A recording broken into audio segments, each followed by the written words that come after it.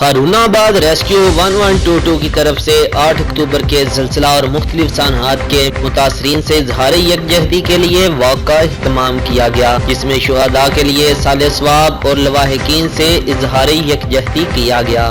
آگاہی واک میں ریسکیو 1122 ہارون آباد کے فوکل پرسن لیاقت علی اور اہلکاروں سمیت اسسٹنٹ کمشنر عبدالجبار گجر، چیف آفیسر بلدیہ ارشد تتلہ اور دیگر افسران نے شرکت کی۔ واک کا آغاز ریسکیو آفس سے ہو کر جناح ہال بلدیہ ہارون آباد میں اختتام پذیر ہوا۔ وہاں تقریب سے خطاب کرتے ہوئے مقررین نے قومی سانحات پر شہداء کو خراج عقیدت پیش کرنے کے ساتھ ساتھ ریسکیو 1122 ان قومی سانحات میں اچھی خدمات کو بھی سراہا۔